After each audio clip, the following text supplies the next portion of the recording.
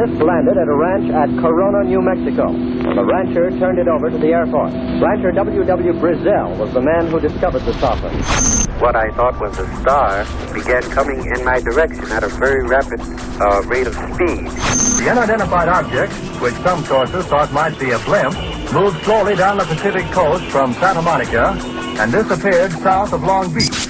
I saw a UFO, and it went down the river, turned right at the United Nations, turned left, and then down the river.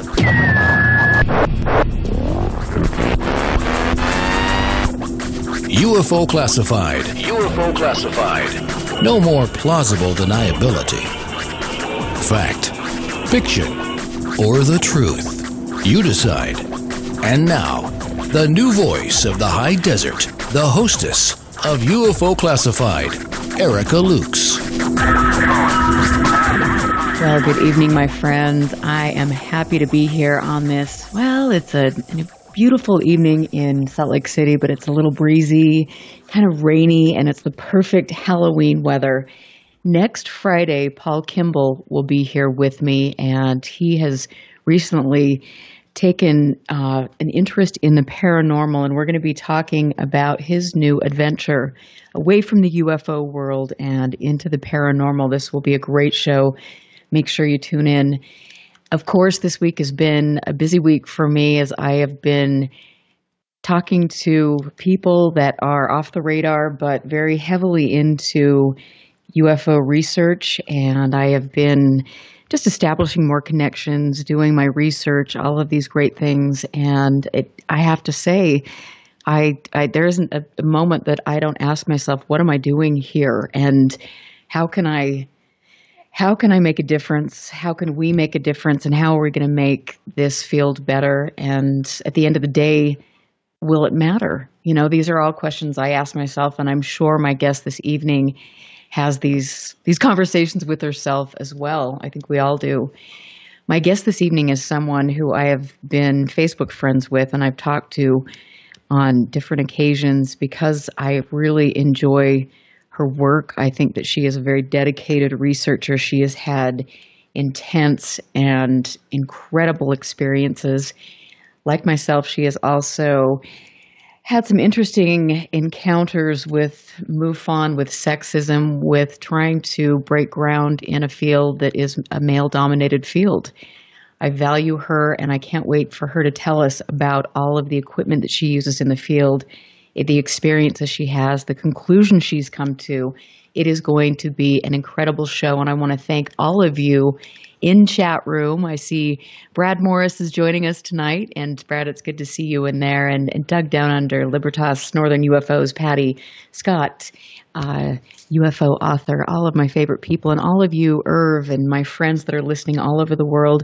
Thank you for being here. I know that you all have the same questions that I do, and I know that you are all intelligent enough to understand that there's a lot of garbage in the field, and we are weeding our way through that, and we're finding people like Alison who can share her input with us. Alison is a 54-year-old Pennsylvania woman who was a business owner and stumbled upon a repeat UAP sighting location near her house east of Pittsburgh. That started in 2008 with a sighting that both her and her daughter had around 3:30 in the morning. I will let her talk a little bit about that, but she witnessed, along with her daughter, an object that was hovering above power lines. It was low in the valley. It stopped. It paused over a neighbor's house. It is an incredible story that she has told me before. I can't wait for her to tell it to you. She has been researching UFOs, really looking at good instrumentation. She has visited Heshtalen, as I did. I can't wait to talk about that as well. She understands that there is advanced technology involved. She believes that it includes silent anti-gravity and intense light emissions, plus the ability to shrink or increase in size, change shapes fluidly in real time. Many skywatchers from around the world have gravitated towards Alison because of the gravity of her work and because of her great YouTube videos. Alison, I am so freaking stoked to have you on the show. And seriously, what has taken you so long? I know you're busy, but Yeah, I am. I know. But dang it, I Yeah, have been I know. after you We for got over 'em. so long, and I'm so excited. It's neat for me to have a woman in the field that I can talk to, that I respect and that I enjoy. And you are one of those people. Oh, well, thank you. I I've been really busy lately, and actually the decrease in the regular what was a regular slap, which I found from researching that they average 2 to 3 years in any area if they're repeating in many members. But that kind of died down around 2012 or so. 2000 no, the end of 2013, I think. And it allowed me to go back to my business. We have over $1 million in contracts right now, as a matter of fact. And I don't think I could function if I had to have these things whizzing around our neighborhood again like they were. And isn't that hard? I mean, it is. I mean, all of us have a life. We've got day jobs. Both of us own businesses. And so it's incredibly challenging to balance the two and then to balance a personal life. How do you do it? Well, it was pretty difficult back when this was going on, to spend most evenings and sometimes until the sun came up, because we were not comfortable even sleeping with the constant, plasmas that were whizzing past the windows, and that looked like meteor drops into the woods, and then things were whizzing around and glowing, and power cuts to the house. And then hearing from other local people that they were seeing things over my area, and that not only I filmed, but several other people in my area filmed. I even had a woman that lived probably 2 miles away from me found me because one of the morphing fireball plasma things, I saw it low with trees behind it, and I was running on the top of a farm field trying to film it at the same time. It started sputtering and spitting out what looked like, flames, but then those flames elongated into what I can only assume is like a tail, and it started blinking like a helicopter. This woman that 2 miles away from me said I had what looked like a spaceship land in my yard, 100 feet away from me while I was playing guitar in my gazebo. And when she walked over, it was pine trees behind it, 200-foot tall pine trees behind it. So she walked over to say, what the hell are you doing in my yard, thinking it's, something of ours. She had no idea of any of this. And all of a sudden, lights and sound that wasn't loud enough to be a helicopter, a real one, started up and zoomed over her and almost took off the roof of her gazebo. That's how low it was. So she found me by Googling helicopters pretending to be UFOs, and I had just posted this fireball pretending to be a helicopter. So after that, we became good friends because I went over to her house. I got to see them pacing over woods, and all of the woods had old coal mines underneath. I found out later from looking at mine maps. And that's an interesting connection that we both talked about. Pardon? That's an interesting connection that both you and I have talked about before. Yeah, I'm finding a lot of the repeat areas have either mines or caverns or certain mineral, like high radon gas, for instance, is one of them, and, with uranium and whatnot. In fact, after all these years, that was back in 2008 when my daughter saw the first thing come up through our valley, and we had power cuts. In the middle of the night, it would go choo, choo, off on, and then all the alarms, burglar alarms, would say, "Oh, power interruption, blink, blink, blink." We just thought that they were doing work on the highway down on the road, a major highway. They were expanding it, and I thought, oh, well, they're moving poles in the middle of the night. It continued, though, after that was over. I couldn't blame it on that anymore. There was only on clear nights. It wasn't because of storms or anything else. And that's when I just happened to run into a Walmart and a Sam's Club, and they had somebody returned a really expensive $300 infrared surveillance camera. and there was a wire missing out of it, so he wanted $80. And I said, you know what, I'm going to pick this up because, well, we were in a hot tub in the yard. We kept seeing these lights, that would move in the trees that lined the valley that my house faces. Pretty secluded looking area. It's not, in a plan or anything. And, I kept rubbing my eyes thinking, am I seeing things? So I got this surveillance camera, stuck it on a ladder and just pointed in various locations. I kept seeing these lights.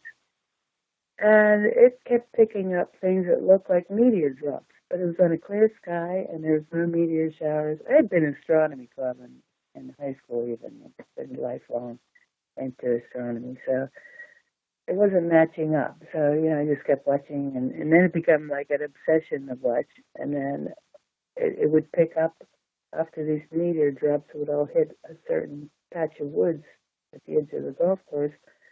All of a sudden, bright light would come on, and that would get real bright. It would look like fire to your bare eyes or in binoculars, about 1,000 feet away. And as it would rise up and get a little bit above the trees, it would flare up like a mini sun, is the explanation most people are giving besides me.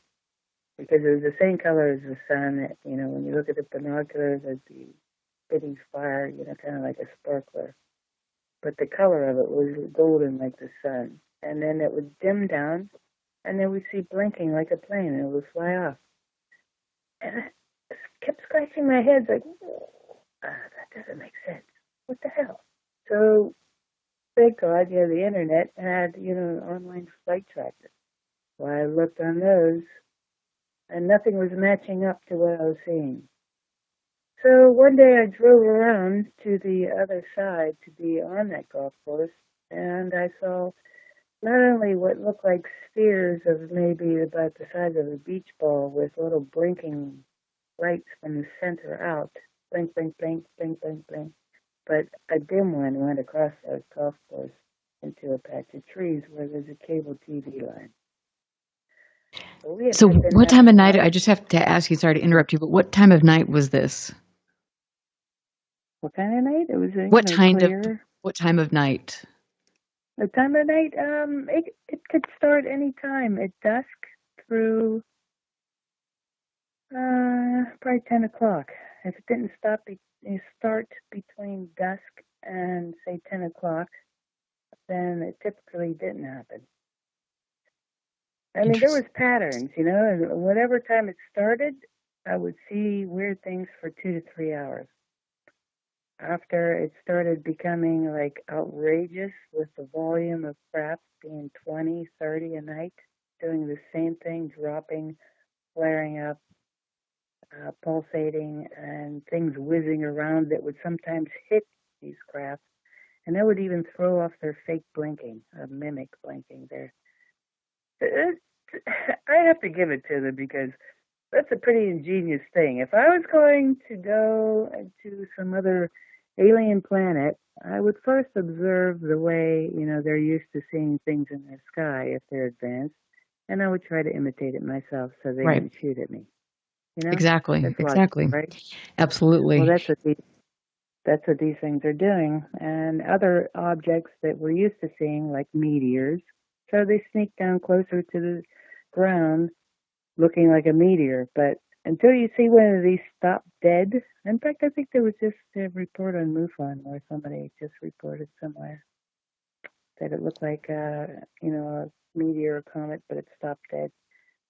I look for those. I read the reports every day. I know you are fearless about that. And I do too. It's really interesting to read and it's important. And I have to ask you, Patty's got a question in chat and she wants to know, have you ever experienced a brilliant white flash of light over your home that affected the entire home, vehicle, and made everything electrically go haywire?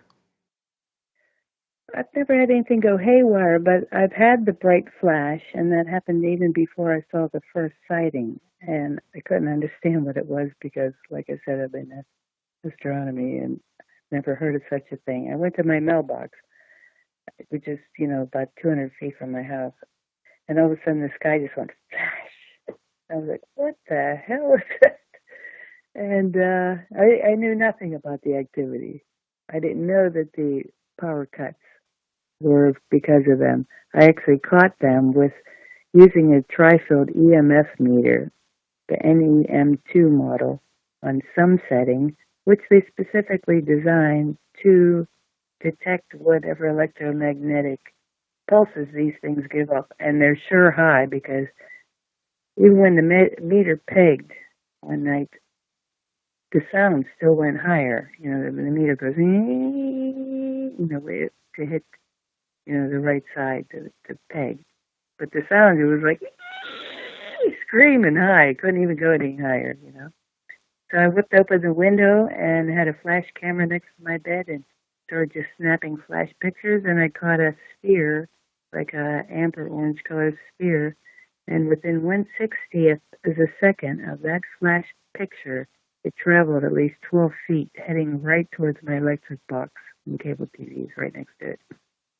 And that explained why our picture was getting all blocky. I heard also from a cable TV installer who had seen a silver sphere, he said about 10, 15 feet in diameter, hovering over the same woods that they were really active in, where they drop into at night. And he was fixing somebody else's cable boxes that was burnt up inside. Burnt. He says, I've never seen so many burnt boxes over in your neighborhood. And then when I saw this silver sphere, he didn't know what it was, so he was glad to hear me say that I've seen them draw from the cable TV line in the woods. So maybe, they spike it or something, or whatever they're doing, because it looked like the sphere was drawing something from the cable TV internet line. And who knows, they're downloading the entire internet to observe us, I don't know. Or that's a source of energy for them. Can't tell, because what they did to my house seemed like, a drill. We'd have brownouts or complete cuts of power. And if they're electromagnetic machines, or whatever they are, I would think they'd have to refuel here and not try to bring the entire requirement of their technology here. You know what I mean? Right. I mean, there's so many important and interesting questions, and I have to say, the more I research this, the more I wonder if this is truly extraterrestrial or what this is. Do you feel, with all of your research, that this is all extraterrestrial? Well, it has occurred to me that these things could be coming from the future, and that would explain why they don't want to interact with us. However, similar objects, including quote-unquote silent helicopters, have been seen hovering over cattle mutilation. And as we know, humans have been mutilated the same way, especially, they haven't hidden it in Brazil where there was 3 of them, humans, with the, it's like they examine the teeth first before they go and take the blood and organs and stuff, which I suspect might be to check for fluoride poisoning, possibly, because they don't expose all the teeth, if it was just infection, of the teeth that would taint the blood supply, then you would think they'd look at all the teeth. But I could get into so many different... I know, and that's the incredible thing. We talked about that the other day. We had a conversation, and there's so many places to go to when you're looking at this. Sometimes it's hard to stay on track or to focus on one particular area, because I know you're like I am. I just want to learn about it all, but I know I can't do that. Yeah, well, it'd be pretty simplistic for us to assume that they only come here for one thing and they have one behavior, blah, blah, blah. It'd be like, well, the cattle go there to drink every day. This isn't what they're doing. The Hestelin that you went to and I went to last September, year ago September, that's high iron ore area. My area has high iron ore coal mines. And I know there's aluminum and mercury that comes out in taints the streams and stuff. I'm not sure how Hestelin is, but all the low areas that Erling Strand showed me where the hum sound, by the way, which is very loud here when we had activity. Apparently only 2 to 3% of the population of the world can hear this sound, and I'm one of them. And it's been plaguing me since I moved in that house. And I thought that there had been, well, they're still mining underground. That's what that sounded. I'm hearing the diesel machines and, the trains they use. And then I was told, no, there has not been any mining underneath. The mines flooded in the late 60s. So there's no mining. I'm like, well, what the hell is that sound? And it's like, and if you look online, there is an actual website called thehum.info. And it has a world map with people all over the world hearing it. And the descriptions are the same sound. There's even people that have recreated the sound. I think in Taos, New Mexico, is famous here. Larry and Sedona. Yeah. So I think it's related to them. I haven't figured out how. I don't know if they are underground. Are they underground in our old mines? Maybe they live there when they come here. I don't know. Or they mine something they need. I don't know. Because, it's something like coal, for instance, which, our area is pretty famous for. Pittsburgh, that's how we had steel mills here. That's a organic material result.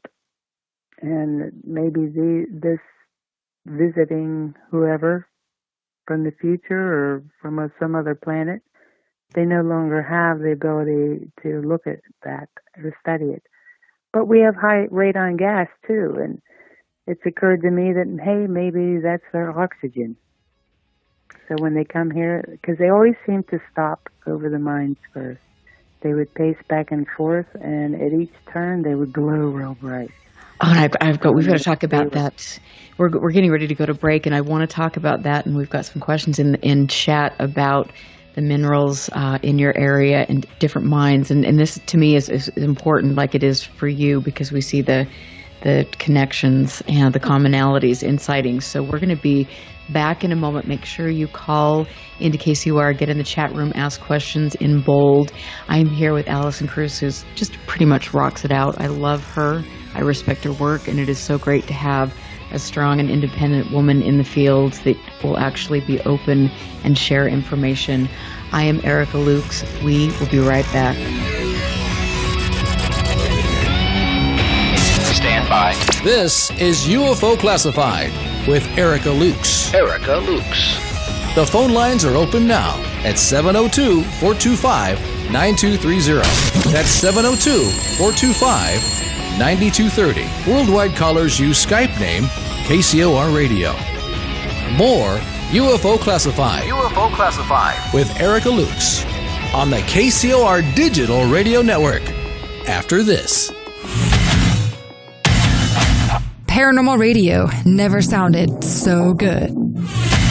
Join the hosts of the American Ghost Hunter Show each week as they shoot from the hip without holding back. They're kind of unpredictable, not like the rest of us. Live every Thursday night, 6 p.m. Pacific, 9 p.m. Eastern, right here on the KCOR Digital Radio Network. Come hear some of the hottest authors, investigators, as well as TV and radio personalities from around the world on the American Ghost Hunter Show. Our survival depends upon it. Hauntings, UFOs, cryptos. If it's branded paranormal, we'll be talking about it. The American Ghost Hunter Show. Live Thursday nights, 6 p.m. Pacific, 9 p.m. Eastern. Exclusively on the KCOR Digital Radio Network. The only question you have to ask yourself, are you ready for it? Yeah! All right! I adopted Bento in 2010 from a shelter. A lot of people know him as Keyboard Cat. That's just one adoption story that started at a shelter. Visit theshelterpetproject.org to find a pet near you. Brought to you by Maddie's Fund, the Humane Society. Now, broadcasting in digital HD radio. what if maintaining a healthy weight was as simple as drinking a cup of coffee? With Valentis coffee, it's that easy. Harvested from the world's most pristine coffee farms and packed with the purest ingredients on earth, Valentis takes losing weight to a completely new level. At Valentis, we believe everyone deserves a chance to be healthy and fit. It's pure, natural, healthy, and delicious. Click the Valentis Healthiest Coffee banner on the KCOR Digital Radio Network website and take the Weight Loss Guarantee Challenge. Valentis Coffee, simply the world's healthiest coffee. Here's what happened on the last episode of Three Guys, No Ties. How does this technology not scare the hell out of you? It does scare the hell out of me. Have you never seen either version of Westworld, for God's sake? I've seen both. Got some hot robots. Do you not own a pair of vice grips or any kind of anything with moving parts whatsoever? No. And it's not creepy at all. I like the real thing. Thank you. When the junk gets hung up, just shut the power off. Three Guys, No Ties. Wednesday nights, 7 to 9 Pacific on the KCOR Digital Radio Network. I'm jumping in with my clothes on. Most party fouls are pretty dumb, but if you decide to drink and drive underage, you could lose your license and your freedom. Learn more at ultimatepartyfoul.org. Brought to you by the National Highway Traffic Safety Administration. You're listening to UFO Classified with Erica Lukes, where the truth isn't hidden beneath the black lines of a Sharpie. That's the craziest thing I've ever heard. To be on with Erica, call 702-425-9230. That's 702-425-9230. Worldwide callers use Skype name KCOR Radio. Radio contact. Share your thoughts on the show on Twitter by using hashtag KCOR. Or head over to the live chats at KCORradio.com. The audience goes nuts. And now, your host of UFO Classified. Are you ready? Erica Lukes. Erica Lukes.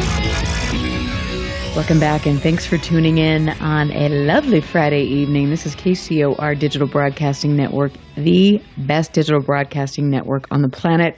I always have to give a shout out to the most amazing producer and show station owner on the planet. I really adore Tina Marie. She's another strong, amazing woman in the field who runs her station with integrity, and she knows how to produce a show and to keep me in line, which is a task. It's a pretty much a feat. What can I say? I love her.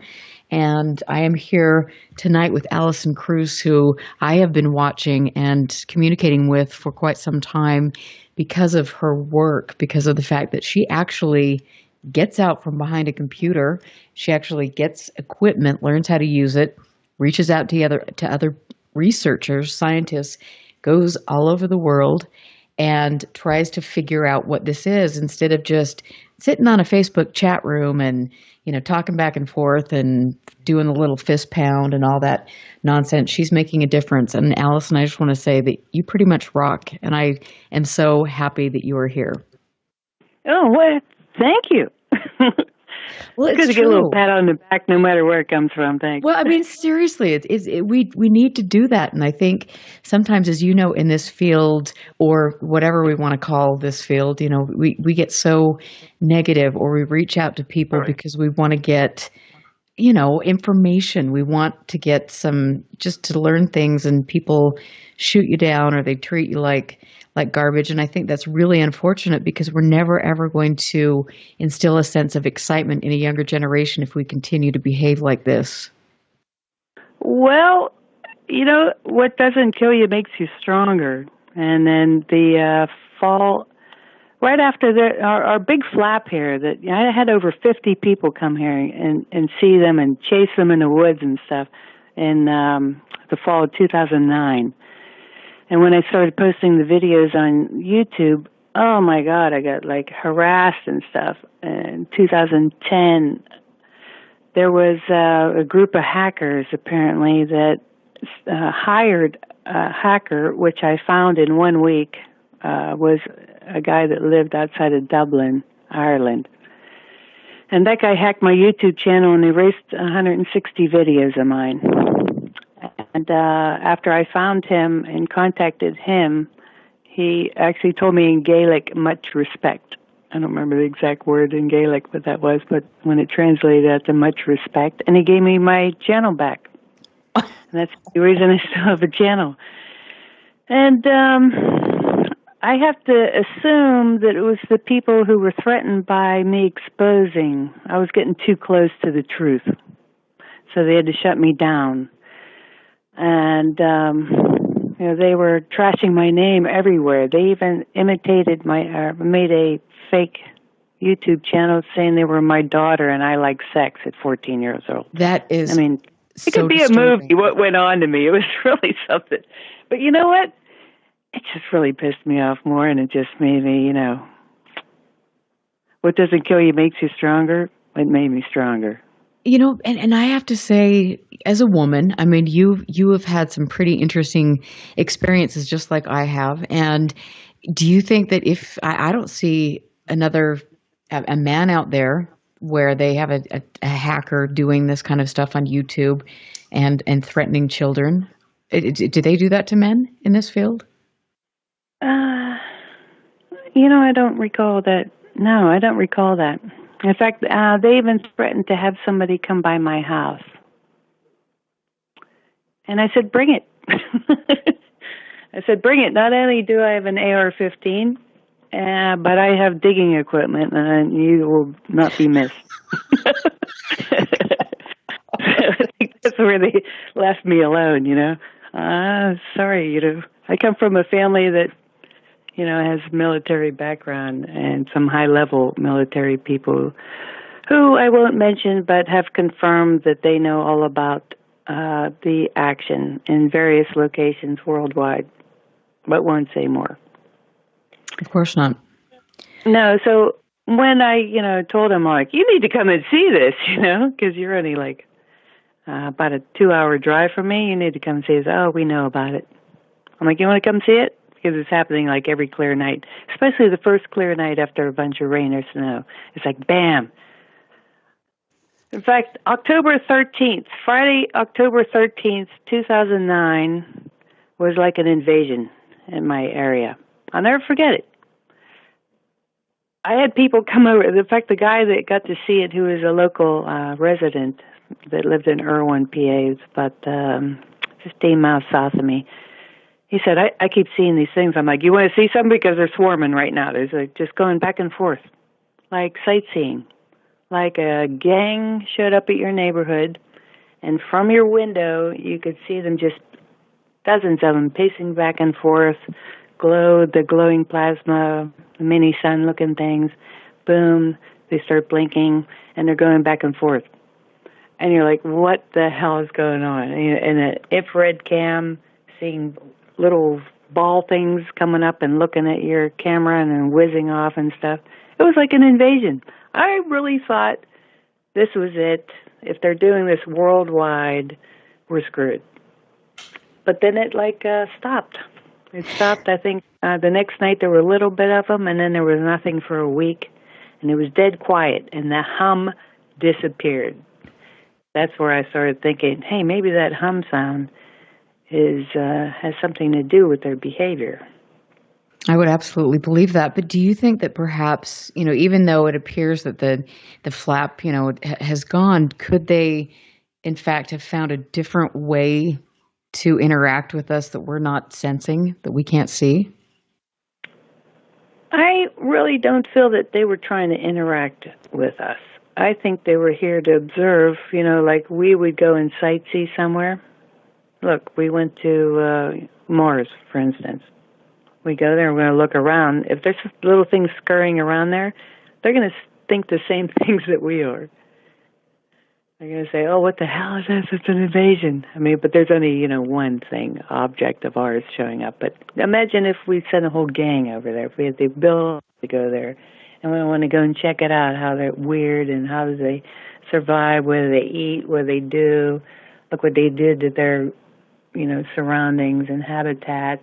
Look how they're polluting their air and their water, and look at the disease caused by what they're doing, their air and their water, etc. I feel that my overall feeling after so many years of watching them is that they are monitoring our planet and what we're doing to it. So do you get, because Patty wanted to know this, I mean, do you get a negative feeling, a positive feeling? I mean, what is your take? Are these living entities? I haven't seen any being. I've only seen crafts with the ability to morph, but I've read enough cases of people that are abductees that have described spheres that look like plasma or a bubble, and these things often look like a bubble. When I would hit them with a flash camera held over my head, I could see the flash bouncing off of them to confirm that they were soccer ball up to like a beach ball, 2-foot diameter across. And they didn't like it. My roof cam that was filming at the same time would catch them zipping off real fast, like, oh no, we're busted. So those some of the abductees would say that a sphere came through the wall and then bam, instantly there was a small ET standing there. So that's why I've coined the term travel container on these spheres. Doesn't sound logical. Anything could come out, a living being could come out, but I do believe at the Skinwalker Ranch that some people have seen, the spherical lit balls, but they could see into it and see a being crawling like it's coming from another world. Like imagine, if there was a traveling quote-unquote porthole, like Star Trek, beam me up stuff, except you could see the origination point. Maybe that's what they saw. I've never witnessed that, so that's all hearsay. Well, I mean, it's probably a good thing because it sounds like what they observed at Skinwalker Ranch, that was not necessarily a pleasant thing. And I don't know if you're referring to the big vortex that apparently opened up and the creatures came out of the portal. And then there was some talk about whether the security guards actually fired upon the creatures that came out. So that's been kind of a folklore. An urban legend. Yeah. Well, there was one guy that had seen something come out, and in his mind, he heard some kind of threatening, like, leave now kind of thing screaming in his head, and he never went back. And I think that was the fellow that, wasn't that the fellow that was meditating? No, it was the guy with Bigelow Aerospace, one of the guys that was with him. Interesting. That whole place is so, it's curious. And as you know, there are places like this all over the world. I don't know if they're as negative. We've certainly heard a lot of negative stories about what goes on in the Uinta Basin and the Skinwalker area. But with your experiences and the first experience that you had with your daughter, I want to ask you how old your daughter was when this happened. I think she was 13 or 14. 13 or 14. She was by herself. She was up sneaking, talking to her friend on the phone. And there was a pretty bright moon out, so she went to the bedroom window to look out and saw what looked like a blinking something came up over the power lines and stopped over this neighbor's big house. And it wobbled a little bit, and it had a row of white lights that either went back and forth or went around the craft. You can't tell. And then, but it was pulsing, glowing red, balls. And then it took off real fast after hovering there for about a minute. And she was quite alarmed, especially later, because she woke up sitting at the edge of her bed one night and didn't understand how that could happen. And I had another experience right before I even knew that they were out there either. That was probably, actually it was about this time of year, November. It was November, like 2007. She had saw the first one in like June of 2008. So the thing that happened to me in June 2007, I thought it was maybe like a ghost thing, a girl that my uncle's girlfriend's daughter had died.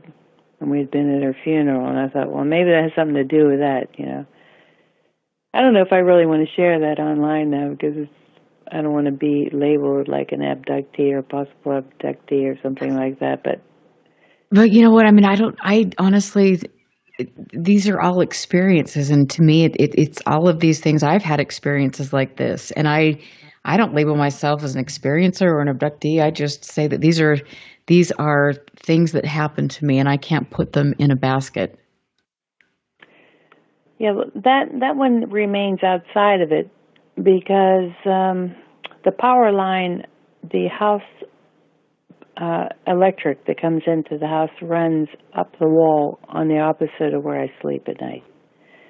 So personally, I attribute it, my easiest way out and logically able to dismiss it as it being arcing of the electric as these spheres that obviously have been coming up to the house at that time to probably still electricity.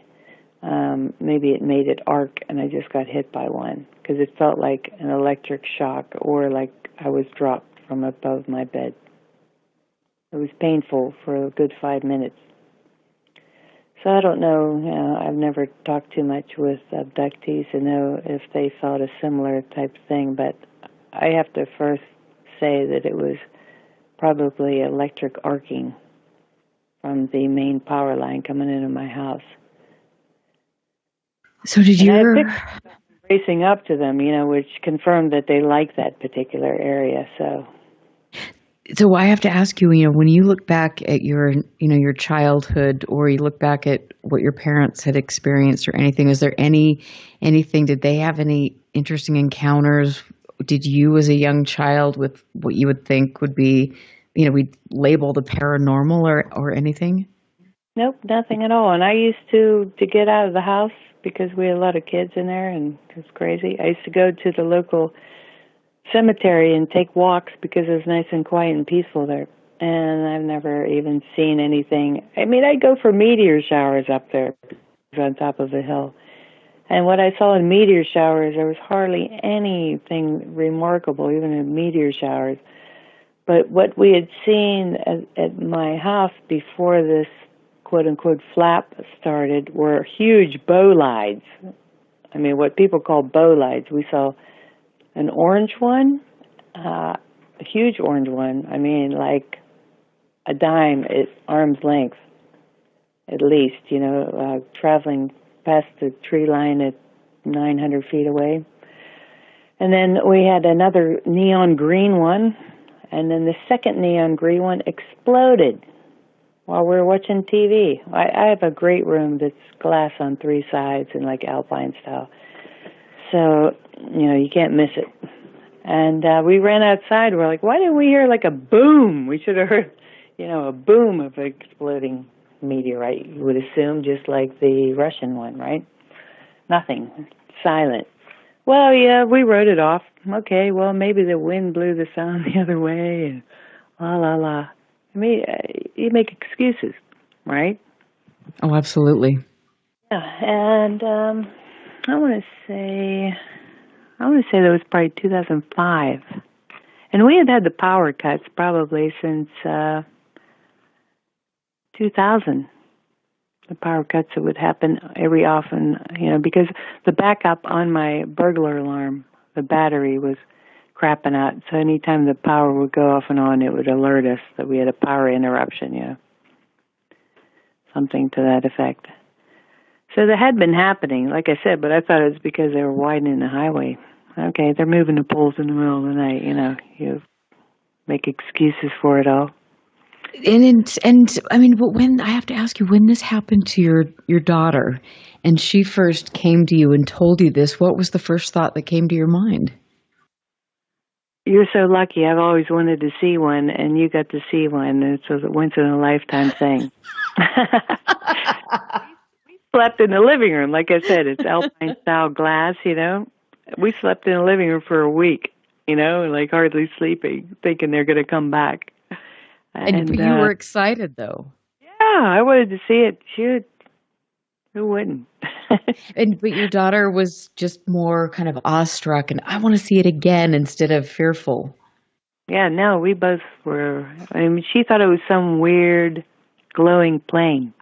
is how she described it. Mom, there was some weird glowing plate last night. She didn't want to tell me because she thought she'd get in trouble for being up at 3:30 in the morning. There's somebody on the phone, you know.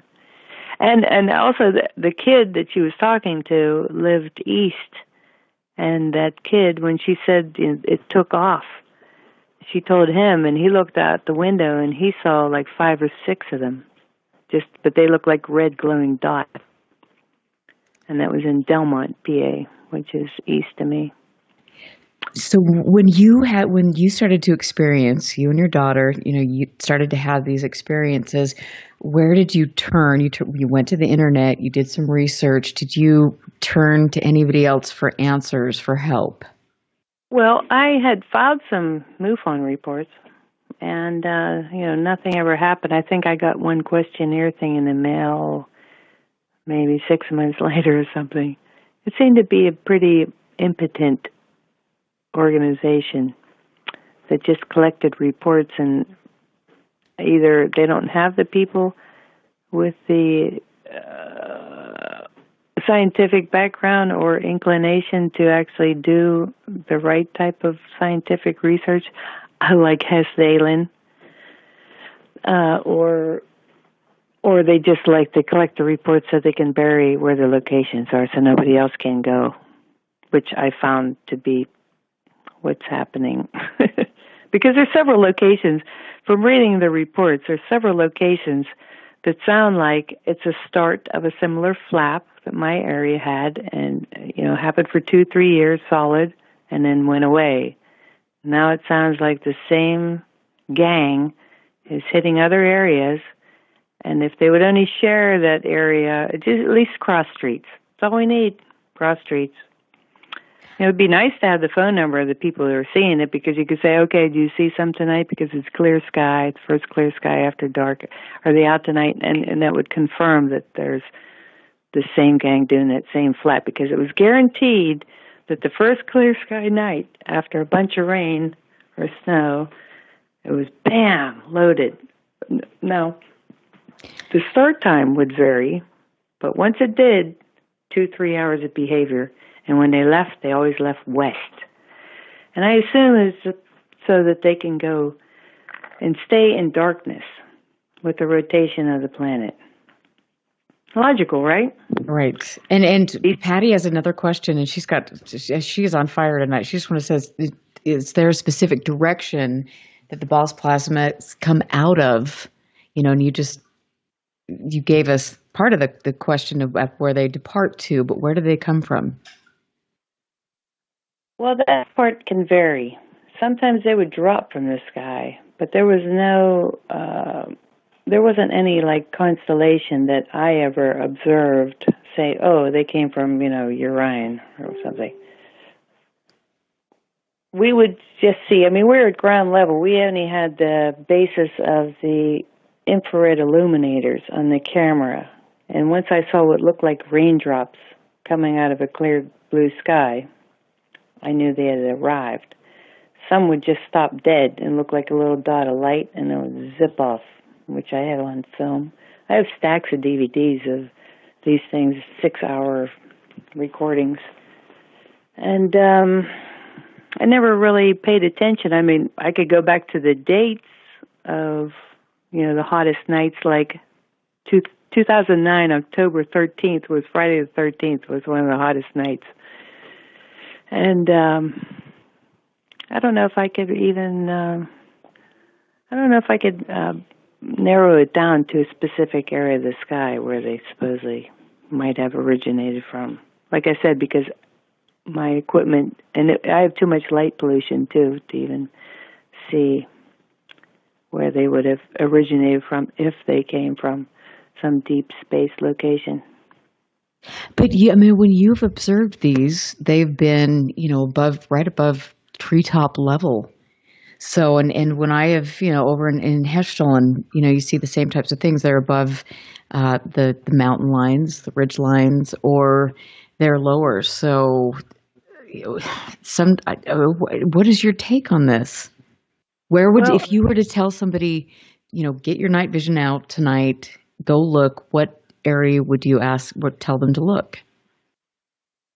Well, when I was in Hesston, I really wished that they had similar, the either night vision or Sony chipset. The Sony chipsets with the Exmor chipset in the IR mode, that seems to be able to see them just fine. Now, if they want to be invisible like a bubble, it takes them coming close enough to another light source or the illuminators. My illuminators on my IR cam went 240 feet. That's pretty outrageous. Like I said, it was an expensive camera. And when they would go in front of it even further, my camera would still pick it up. Or if the city lights were behind it, they would still be illuminated. Now, when I was in a dark golf course with Generation 3 night vision, the one that was not illuminated looked like a dim bubble. Like I said, about the size of a beach ball, soccer ball to beach ball size. Skimming across the golf course, maybe 10, 15 feet at max above the golf course level, with trees behind it. I thought I was seeing a reflection, maybe on my lens from somebody opening a door on their house to the left. It's incredible. We've got to take a break. This is our longer break, so go grab a margarita and get comfortable because the best is yet to come. I'm here with the amazing Alison Kruse. We will take a break. Catch you on the other side.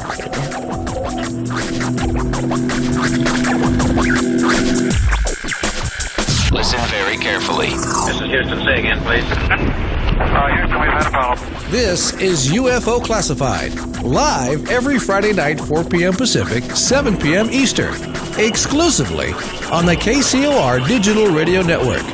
The truth is out there, just waiting to be discovered. And now, if you will, accompany me on a journey to the future. For more information on the host of UFO Classified, Erica Lukes, upcoming guests, as well as links to the past shows, visit her website at ufoclassified.com.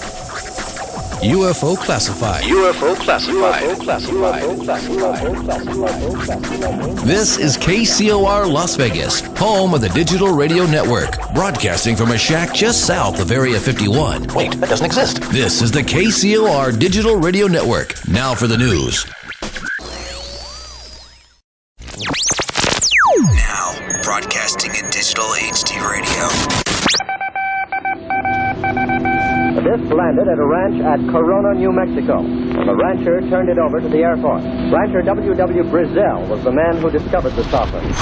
What I thought was a star began coming in my direction at a very rapid rate of speed. The unidentified object, which some sources thought might be a blimp, moved slowly down the Pacific coast from Santa Monica and disappeared south of Long Beach. I saw a UFO, and it went down the river, turned right at the United Nations, turned left, and then down the river.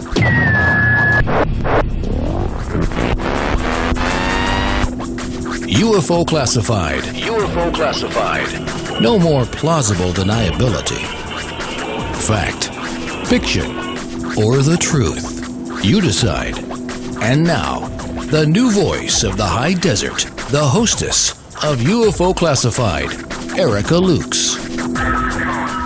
Welcome back, everyone. I'm Erica Lukes. Always happy to be here on Friday evenings, and it's great to see all of my friends in the chat room. I get messages from all over the world talking about the show and asking questions, and I appreciate it. So please make sure you share the information about the show.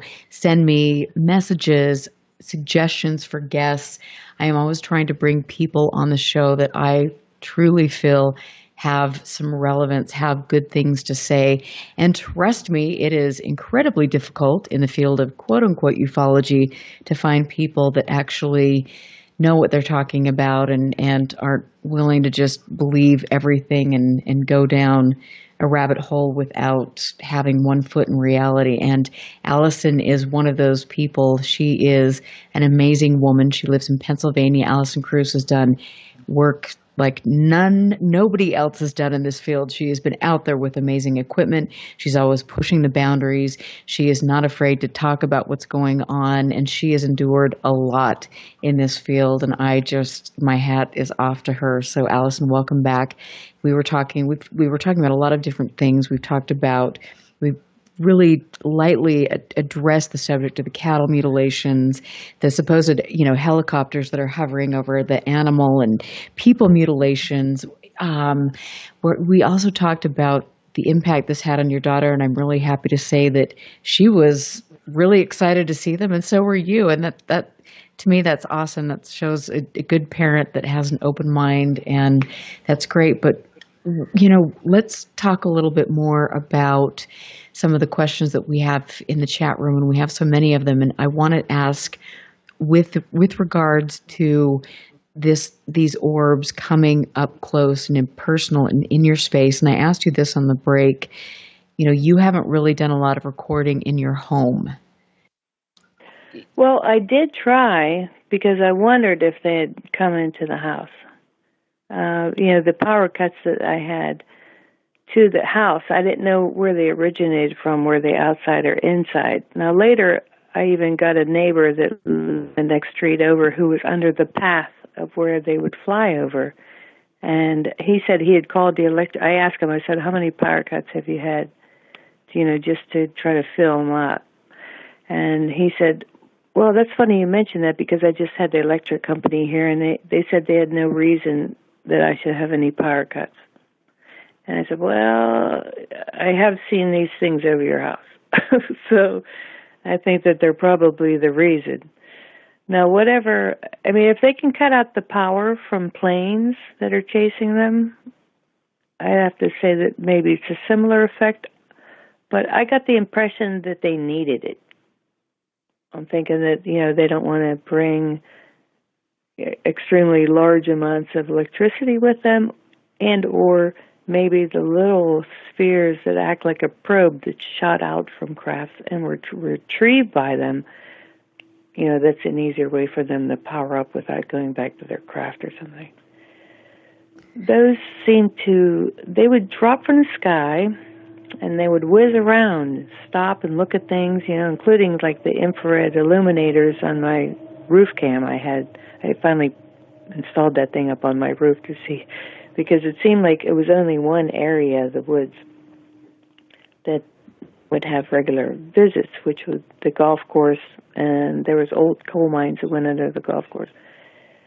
So I'd have to say that either that's a power source that they, suck off of, and there was actually high-tension power lines that went down to Cheswick, PA, and there was another location closer that another local who had seen them too actually found on his own by a cow field, and I forget what year that was, 2010 in the spring maybe, and there was craft skimming along the top of these high-tension power lines. Now, that would be the only thing they could get from it, logically speaking, would be electric, right?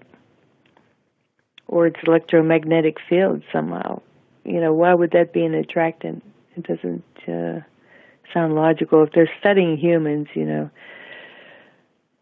majority of it seemed to be geology and grab some electric or power, whatever it is, while they're here. Maybe they go on.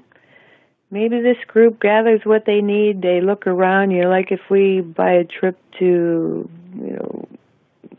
the ruins in South America. We go there, we look around, and then we leave, right?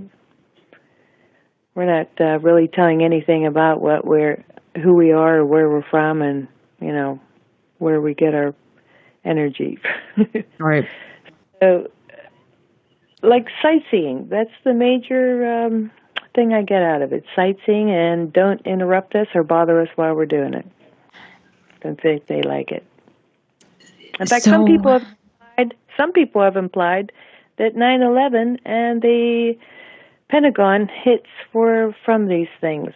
That there was not really they were really a sphere, and that really threw me through a loop. Because, oh, geez. Well. Yeah. I mean, no comment on that one. Yeah, I don't even want to go there. No. I know. Yeah, that's probably a safe bet. But I have to, I mean, just ask you, I know that you are very methodical about what you do and you put things through the paces. So when you started experiencing this and then filming these, what was your, identifying an aircraft, identifying, ball lightning or all of these things? What paces did you put this through? Well, the first thing I did, I drove around to the other side of the tree line, which is a golf course. I actually got out and I chased one in my car on the golf course path, and it was fleeing from me, a plasma ball. And I didn't want to go and ruin, the fairway, so I backed up off the golf course path, went around to the golf pro shop, and watched it move out over where the Comcast guy had seen the silver sphere in the daytime, as a matter of fact. And that thing started glowing real bright and pulsating like a sun, was going to explode. So whenever you see reports and it says it looked like a mini sun, you should make note of those locations, because that's what they typically do before they morph or emerge a craft. I'm not sure which it is. And I did that, and it dimmed down, and all of a sudden it started blinking like a plane, and it even flew above me, which is not the general direction that any plane around here goes in the opposite direction, and it had little nubs all over it, like it wasn't done morphing shape. It didn't look like a smooth, plain surface or anything. It had no sound, and the blinking was off. It couldn't keep time. We have... what do you call them? The switches. We have switches like our cars have. When you turn your turn signals on, how it's time switches, relay switches. These things don't. So whenever they're in the early stages, they get some of the details wrong, I noticed. So whenever you see something and it doesn't look quite right, or the blinking isn't timed right, and you just had seen a plasma ball, that could be one of them. And they don't show on radar. So glad that the Flight Aware has come out with the real-time radar. You could see all the aircraft that have transponders, and they show up on it. And there's a delay, a lot of them, of 3 to 5 minutes, but you'll eventually see them on there. Unless somebody's a drug runner, I suppose. But around here, we don't have too many of those. We have a military that keep a base somewhere around here, I forget. Middle of the state especially, but on one side of Pittsburgh International is supposed to be a refueling station for some, cargo carriers and whatnot. So, and I have to ask you, UFO author asked at the beginning of the show, with regard to the hum that you've heard in Heshtalen, Norway, that you have heard, in your area. Are there any military installations close to the areas where these hums are being heard? Nope. Well, I can't speak for every one of them worldwide. This is being heard worldwide. And I would, at first I thought, well, maybe the old mines are using like and they don't cloak the sound of their crafts, and that's making it sounds like diesel train engines, underneath. But when you get to a shoreline or something where you expect water to come through, you wouldn't think that could be the reason that there's a hum. However, some people have been abducted. I've read stories, that they said that they were taken into a smooth wall tunnel that looked like the tunnel sides were melted smooth, and they were close to a shoreline. Could that possibly it? I'm leaving that in the basket of possibilities, therefore, because all the other things that I'm telling people right now, that all sounded pretty ludicrous too. I had to see it over dozens of times, chase it down, call military, get FAA reports, all that. And even though I saw them like in my face, 500 feet away, 50 feet away sometimes, I still had to I had to see more proof and try to debunk everything that I was thinking. And since I could come up with nothing, and comparing notes with people that have seen similar, that was really helpful. And I really appreciate that, all the people who are trying to stay also scientifically minded. The largest group of, well, not group, but a lot of the people running things like Erling Strand of Hesteland, Norway, that those people there have seen crafts, and all the places that he showed us low, that hum sound, I normally only hear it in my right ear, but I was in the center of my head, like loud, way louder than I even heard it at my house where it vibrated pictures on my wall at the time when we had the flap. And even when it did that, my guy could only hear it whenever he had a head cold. He woke up thinking, what is running? Something's running. I'm like, no, that's the hum. He's like, no, something's running. That's the hum. It's pretty loud, isn't it? And it's interesting because I remember I was up at East City Ranch and we were out in, having lunch in the field where they have a lot of activity, and I was sitting at the table and there was another woman, probably, she was 4 people away from me. And at the same time, we both almost went deaf in our right ear and heard this really, high-pitched sound. It was very unusual. And so that's curious. Is that something that is related to the phenomena, or is that something that could perhaps be a man-made? Is there something? What is this? What are your thoughts? How much of this is something that could be military? Well, I would be more inclined to dismiss a high tinnitus type sound as being, it could be, radio waves or transmission waves, things like that. I could see that. But the low sound that nobody can pinpoint and is out in the middle of nowhere and there's no towers around, and to go below ground and have it be louder. Right now, in fact, I'm hearing it. I'm at my river house pretty much northeast of Pittsburgh, about 14 miles north. And there's old coal mines all around me. So is that where it's coming from? Are they in there right now? They could be. Or, there's no other reason for it. There's trains that run behind this river house. It's not the same sound even. A train approaching, down the tracks does not make this sound, this. And to get it, but my guy can't hear it, the neighbors can't hear it.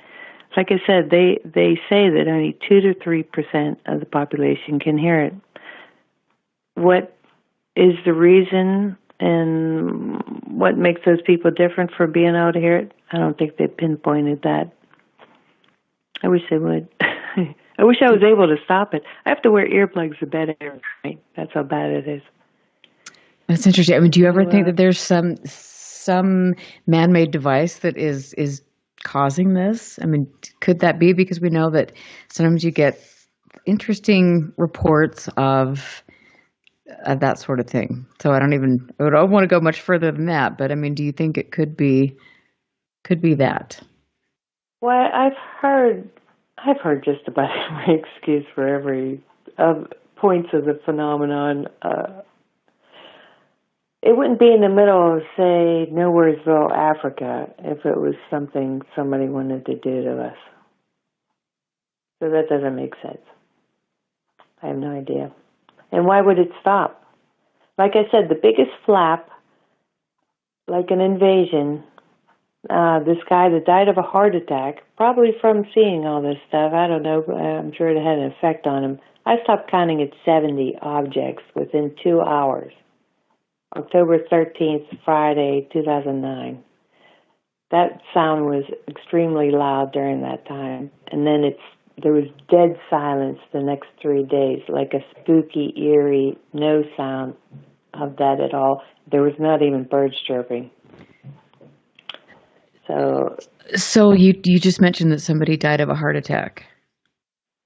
Yeah, a local neighbor. Well, I didn't know him before this. He found me. He's like, I've seen them too. I want to come see them. Where's the spot you said they show up, that they place over? I'm like, they're all around my house right now. You just come here to my house. So he came on my porch, and we were just. I have a video, and you can hear him going, oh, talking real fast, like, oh, there's like 100 of them. I'm like, I think it's like 70. And that's one of the videos that was deleted, so I have to look on a backup drive to see if I have that one again to upload if anybody ever cares to see it. But he was pretty excited because they were just like, like somebody discovered our neighborhood and decided to send, a whole team of whatever. Like, here's, if you went to a cruise ship and you landed on an island and everybody got off at once to go and check it out. That's what it was like. But they were in the air. And so how old was the neighbor that had the heart attack? He had to have been around late 40s or 50-ish. And so where was he when he had the heart attack? Well, I guess at his house. His sister contacted me that I was in his phone. She contacted me to tell me that he died. And this was during the flap? Well, it was still going on, but he hadn't been back out there that I know of. I don't know if he had gone on his own or anything, but I'd say it was in 6 months, possibly. I'd have to look. Maybe I wrote it down somewhere. I'm not sure this. I know. I mean, there's so many things to look at, and when I look at the Uinta Basin and Skinwalker Ranch or different areas, there's so many questions that I have, like why, what are the long-term mental and physical health effects from being around this? Are there any? Yes, I think that there are, and near Skinwalker Ranch in that area, you've got a higher rate, from what I understand, of murder-suicides, which is intriguing. And so how do you put that in perspective? Is it related to the phenomena? I don't know. But there's so many interesting aspects and roads to go down. Well, I can say that my own body suffered high blood pressure after that. But, it's to be expected, I would think so. I mean, I didn't feel very safe in my own home. It's kind of a secluded area. If something came and took us, there would be no witnesses. And I didn't really like that too much. So since I decided, because there's not been any power cuts, when I redo this house, I had to gut it and redo the walls and everything anyway. I was actually considering Faraday caging the bedroom. Maybe that would help. I don't know, but there's definitely going to be a complete camera system, including all sky on the roof, to film in infrared at night and have a motion detection system. And it's interesting because I would love to do that as well. And if I was, I should set up infrared in my bedrooms at night or in my home at night. And half of me doesn't want to do that. I think there's this not really wanting to know how really up close and personal this comes, if it does at all. But I think once you have an experience, you always have that nagging question. How, do I have any sacred space? Do I have any safe space? Well, like people have heard me online call them for many years. That's why I call them punks, because somebody sneaks around and doesn't want to come clean on what they're doing. They're sneaky punks. I have no respect for them, even though they're more advanced than us, obviously. But what they're doing, and to not show up, and, if they want some samples, I'll give them some samples if that's what they're after. If they want to observe behavior, if that's, if they would just say that, that'd be different, But like I said, when I see evidence of cattle and human mutilations, which, by the way, I'm finding evidence by researching the water supplies in both cattle mutilations and the human mutilations that I know about, they all had like well water or natural water without fluoride. I think that's why they expose and check the teeth first. I think they're checking the teeth to see if they have fluoride before they bother taking the blood, which would also be contaminated with fluoride. And whatever they want the blood for, because they don't give that back when they take organs and stuff, I think that's a number one requirement for it to not have fluoride. So anybody out there that's a cattle mutilation or any type of mutilation investigator, first thing they need to do is take a sample of the water that the cattle are drinking. There's only been a couple cases that I've ever seen where they checked the teeth and they didn't take the parts of the blood. There's only a few of those. And I'd be curious to see whether the tissue samples of that animal or whatever blood was left, if it had fluoride. Because, that's a toxic poison, and that might, in the blood supply. Absolutely, and I've got to cut you off because we are going to get ready to take our last break. We're going to talk about fluoride and cattle mutilations when we get back. I'm here with Alison A Kruse. This is Erica Lukes. You're listening to UFO Classified, and we'll catch you on the other side of the break. Stand by. This is UFO Classified with Erica Lukes. Erica Lukes. The phone lines are open now at 702-425-9230.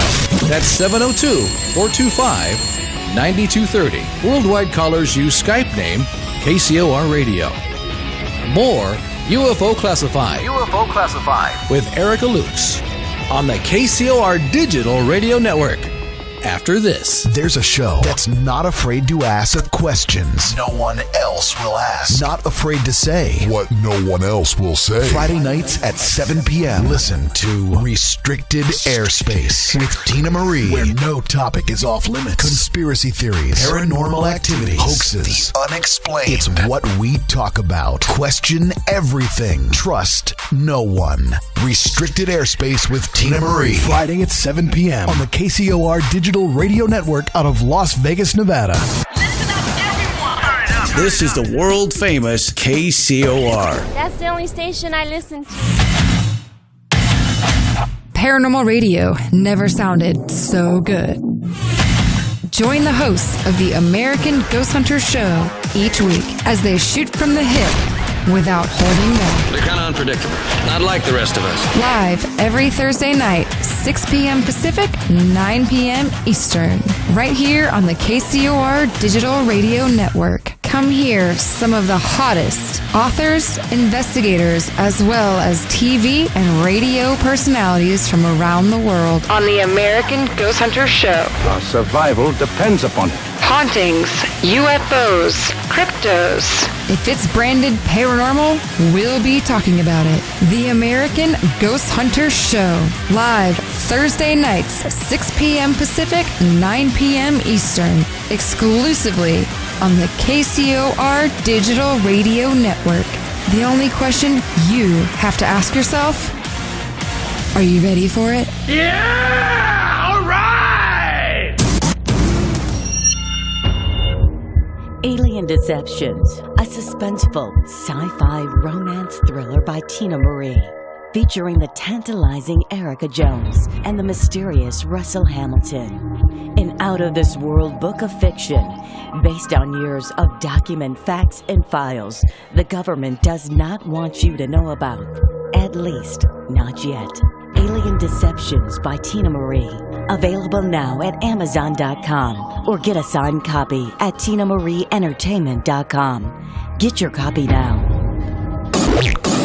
That's Good. Turn your radio up. all the music I want to hear. This is my station. Friday night, 9 p.m. Pacific. Jump onto the Celestial Highway and travel at the speed of light. Into hyperspace. Hyperspace. Hosted by Solaris Blue Raven. She navigates you through the cosmic tides of mysticism, into the world of covert technology, UFOs, mystical sciences, and the world of unforeseen forces. You get to really sort of enjoy a bizarre ride. Listen live, Friday night, 9 p.m. Pacific. Or hyperspace. The one show that blows the whistle off our government black ops projects. Hyperspace. Hosted by Solaris Blue Raven. Solaris Blue Raven. Exclusively on the KCOR Digital Radio Network. Want to take a ride? Take a ride. Take a ride.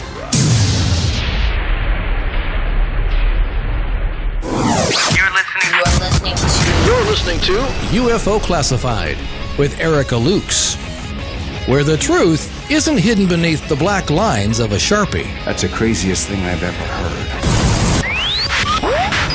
To be on with Erica, call 702-425-9230. That's 702-425-9230. Worldwide callers use Skype name KCOR Radio. Radio contact. Share your thoughts on the show on Twitter by using hashtag KCOR. Or head over to the live chats at KCORradio.com. The audience goes nuts. And now, your host of UFO Classified. Are you ready? Erica Lukes. Erica Lukes. Welcome back and happy Fantopia Friday. I'm Erica Lukes. I was happy to be here and to be hanging out with my friends, hanging out with the most amazing producer on the planet, Tina Marie. I just adore being on KCOR. I want to tell you that next Friday, and this is really incredible to me, Paul Kimball is going to be on my show. And Paul Kimball he did a lot of UFO research, and he was a bit of a skeptic. And this is going to be very cool because he's talking about his new found investigations into the paranormal. So I'm really excited about this. This is going to be a trip. Paul Kimball next Friday. Tell everyone about it. Be here. I can't wait. And tonight I am with someone who I respect, a very, very strong woman in the field who is out there. She is not behind her computer. She is learning about equipment. She's making connections and having incredible experiences, and then also having a life. Alison A Kruse is a beautiful 54-year-old woman who owns a business and has a family, and she understands that there is more to reality than meets the eye, and she wants to figure out what it is. So, Alison, welcome back. Oh, well, thank you again for having me. Absolutely. This is really, really incredible. And I have never seen the chat room filled with so many questions. And I want to just ask you, Patty wants to know, do you have any pets, and have any of them been affected by all of these plasmas? Well, actually, I have a cat that's like now 15 years old, and there was one, my niece had come from Colorado to stay there at that house where the activity had been hot at the time. And she had, you might think your aunt's a little wacky when they talk about it. So her and my sister both decided they were going to sleep in my big living room. It's mostly glass. And while they were talking, the cat came running in and ran to the door and smashed into the door. And right after that happened, a orange plasma went straight across horizontally close in front of that window, maybe 20, 30 feet at the most in front of that window. And well, let me tell you, my niece has not stayed at that house since, and that was 2010. She refuses to stay there. She's afraid of it. So, yeah, other people have seen it, and it has an impact on you when you see it. In fact, I had a lot of my relatives come over one night when I had the roof cam that fed into a big, 40-inch TV. And they were watching the things drop from the sky and whiz around and hop over to the golf course, and then boom, there's a plasma showing up on the screen real bright.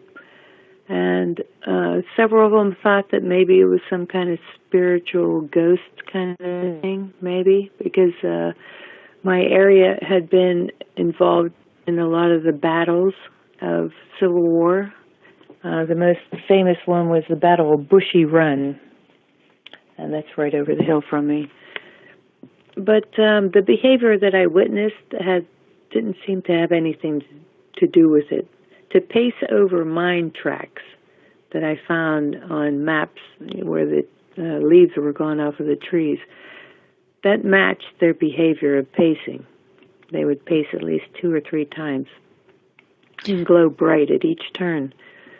So I have to logically say that they must be obtaining something out of the mines, whether it's natural gas. We have high radon gas, which is another thing. Anybody that's into researching, if they have a flap of these type of objects that look like plasmas, etc., if they're hanging around, they're coming there often, they should look underneath to see if there's caverns or mines and check what the radon gas levels are. Even take, the meters that can measure it and see what it is, because I'm not, I can't dismiss that maybe that's their oxygen, whoever these are. So what other mines do you have in your area? Oh, they're all over. There's coal mines everywhere. In fact, one of them collapsed on the side of my driveway. It's a good thing it was right on the property line, but it did collapse and took part of the road with it. There was a large mine that's right underneath the hottest area, and that one, I was told it had flooded back in the late 60s, because the hum sound that I heard, I had always assumed that it was mining machine equipment still operating in mines underground. And when I said that to residents here, they laughed. They said, there hasn't been any mining since there was a flood in the 60s. One mine came too close to the mine it flooded, and it flooded out the mine in Export, PA. And that was the end of mining, and that's why the town dried up there. So that couldn't be blamed on it. So then I started scratching my head. What is this hum sound? This I just thought that there was diesel, coal trains or something underground making that sound. But it wasn't.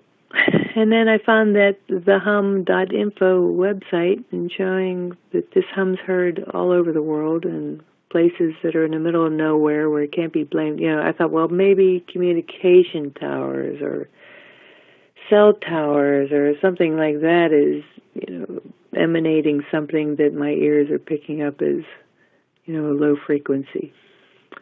But, when you get middle of, I don't want to say the word, but middle of nowhere, let's say that, in Africa, and they're hearing, then, I don't think you could blame it on technology that man has created.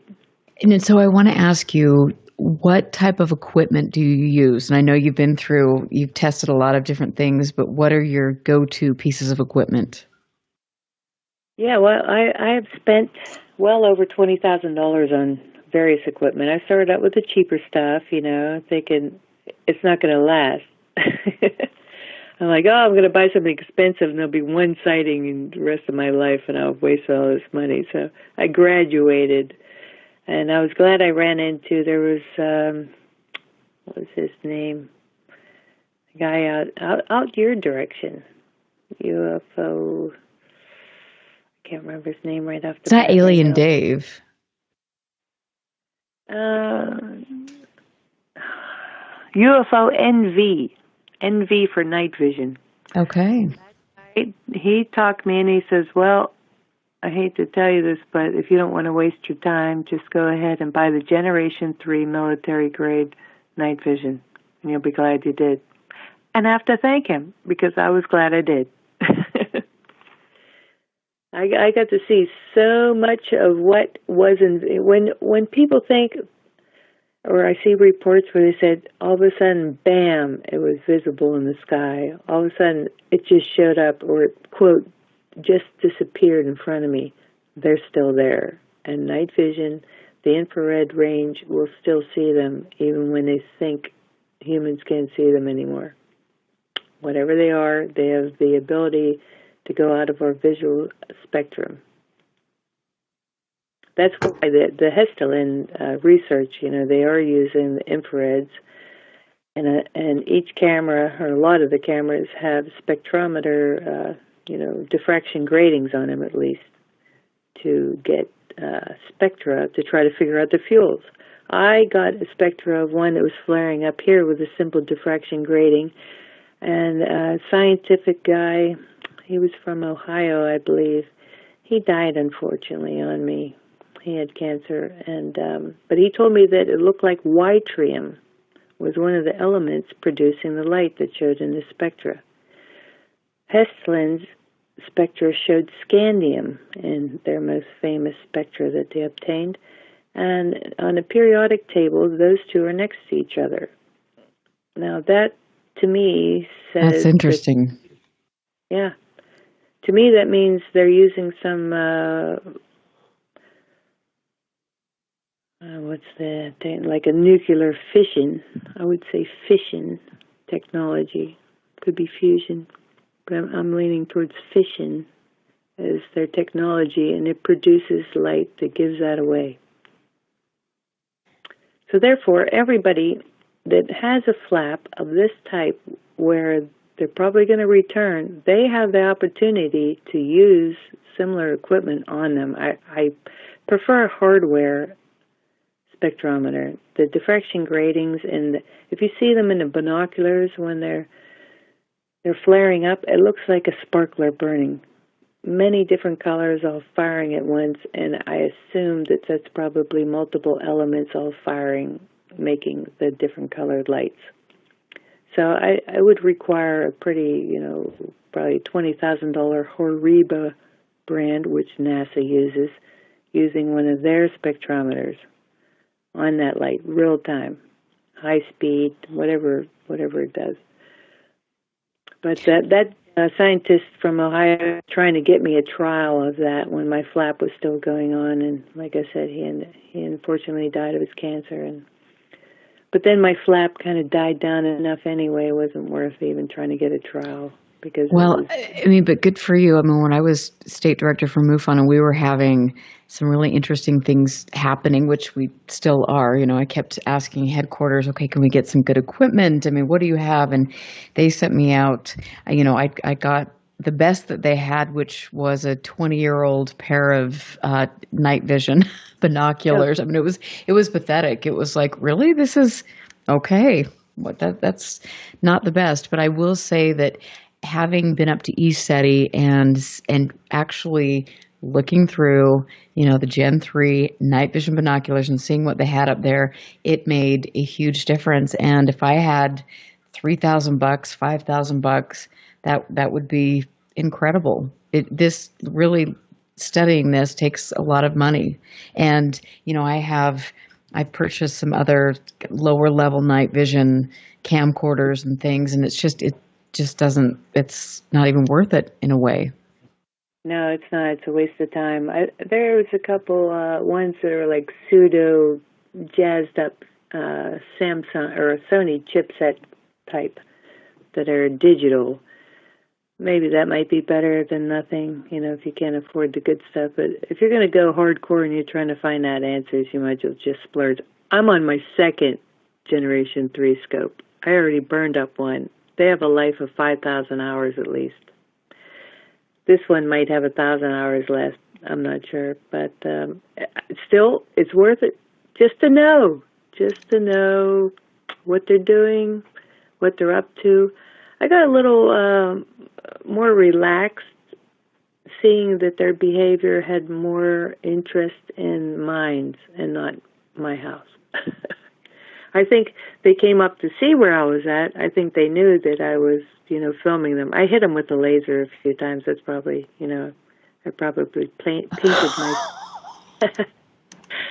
and which is not recommended for most people. But they were fireballs in the woods. They weren't up in the sky. I definitely do not recommend even trying to guess at what you're hitting in the sky because you get arrested. Which people tried to get me arrested, I recall.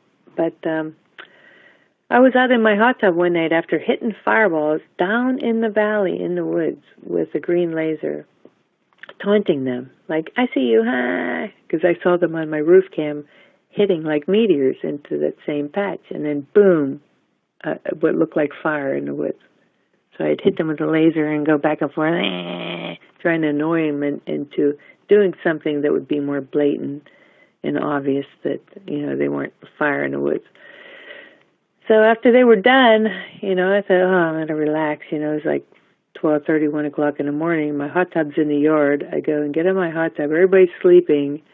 And this craft, the main shape of the body was like an egg shape with the fat end heading towards you, and had flared out what looked like filigree wings, and they were pulsating between neon green and white. And then it slowed down and stopped directly over top of me. And I looked up at it and I said, I guess maybe this might be when I go for a ride and get to meet who's ever doing this. And I was actually saying, okay, just leave my butthole alone, stuff like that. And guess what? It started moving again. After I said that to it, it started moving again. And then it started blinking like a pulse, like pulse. It turned off the green wing thing and everything and just looked like an egg pulsing as it left my yard. And I ran up to the door to grab my camera, shaking, and all I got is a shaky video with it pulsing, going, it was just over me. Yeah, and that was the most horrific, scary experience. Nobody knew I was outside. Oh, I chased one up the road, though. Like so 4 o'clock in the morning. What other physical sensations did you have? And did you have anything that happened after the event? No, just not feeling safe in my own house because the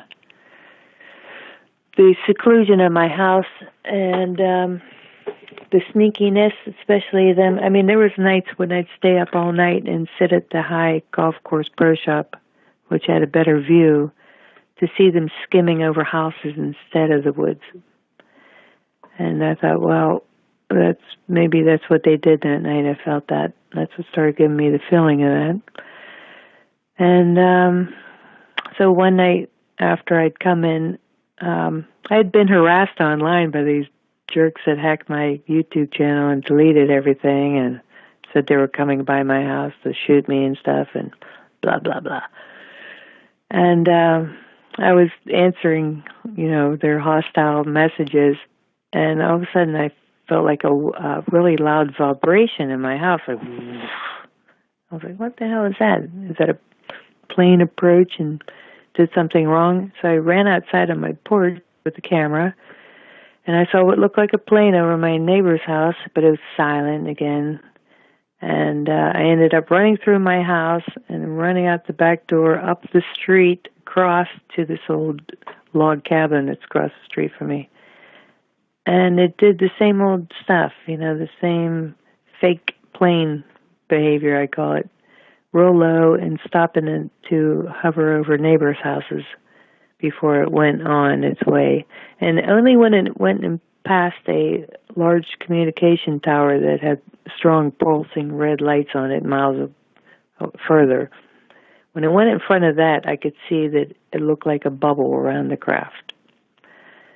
So like I said, I'm not sure whether these things are projecting false images. Maybe the inside of their bubble could be like a projection screen, and they're projecting what they want us to see, possibly. And perhaps they stay a bubble the entire time, but they're just projecting things from inside. I think it's cool. And I also think that they have the ability to figure out, what you're thinking of and then manipulate your thoughts. And I tried that. That's, but I have to ask you, though, because we're getting ready to wrap the show up. I have had a lot of guests on my show, and I know people that have had incredibly positive encounters. And so, have you had a positive encounter, or it sounds like you're more on the side that this is something that is probably more negative than positive.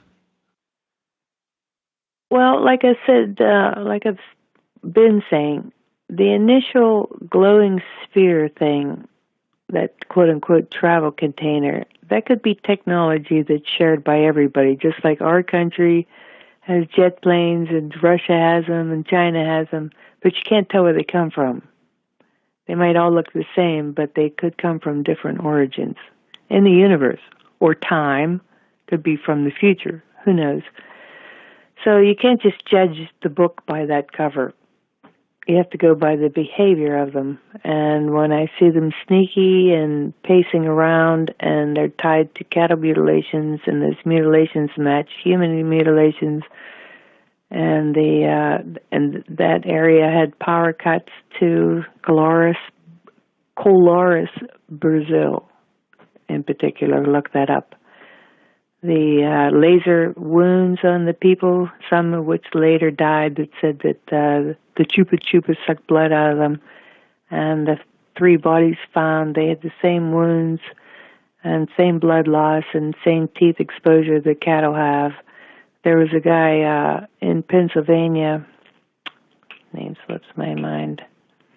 He was found in his underwear, same thing, blood drained. Butch Wachowski, the former police detective, he could tell you all about that one. Pennsylvania. Right. But I mean, is there, I mean, and I know that there are the cattle mutilations and you know, you look at Skinwalker Ranch and the 2 dogs being reduced to the black goo and all of these things, but there are many people that have these positive experiences. And so I have to say that there's so much going on. And when you look at the different colors of orbs, it would appear that perhaps the blue orbs seem to be more negative and would be associated with the cattle mutilations. What are your thoughts? I've not seen the blue orbs. I've seen these things be mostly neon green and various shades of red to yellow, amber, orange, twinkling like Sirius star white.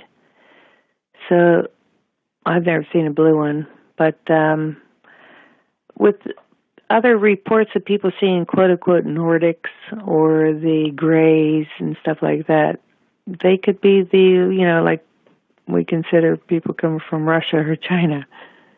They could just have this similar-looking sphere as a travel container for their craft. That technology may be shared. But the crafts that come out are different, and that's what we have to go by, besides the behavior. Unless, they try to imitate some of the other ET behaviors to try to hide that.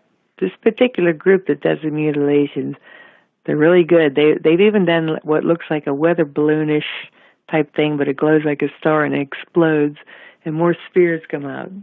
And those spheres can stop dead in the sky, disappear, whiz off, and later turn into something.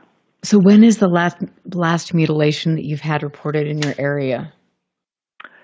Well, see, I don't know of any in my area, so that's good. That's good. This is good. This is positive. That's real good. There you go. Okay. There was a sheep farm down the road, though, and the sheep farmer down there, he wanted to know if me and my Skywatcher people had camped out in his pasture because he had a big flat spot. So I never went to check it because, it was kind of mean. And that's a good thing. And I have to say, at Hesstallen, I asked Erling very specifically about any of the mutilations, and he said that they had no reports of this. So who knows what all of this is about, but where can people find you and where can they see your videos? Well, I still have the channel. I got it back from that hacker in Dublin, and I re-uploaded the ones that I could find pretty much. I still have a lot of them private that I don't need the ones who are asking me to give me more grief. I only share it with other Skywatchers, but it's Seeing UFOs PA on YouTube. That's all run together. Seeing UFOs PA. And I haven't posted anything new because there has not been anything coming by there. And for the people who think, oh, she's just filming planes and helicopters, pretty sure those still fly. So you can scratch that off your list of what I was filming. Well, and I would be willing to bet that the people saying that you're filming planes and helicopters probably just sit behind their keyboards and post on Facebook. So I have to just say thank you so much for being here. Alison Kruse is amazing, so check her out. Find her on Facebook. She's in the group In the Field, which is an amazing group. I'm Erica Lukes. Thank you for being here, and I want to say tune in next week for Paul Kimball. This will be a good show. Find me on Facebook or UFOclassified.com. Message me and tell your friends about the show. Have a wonderful weekend and stick around for a great night of ladies on KCOR. We'll catch you next week.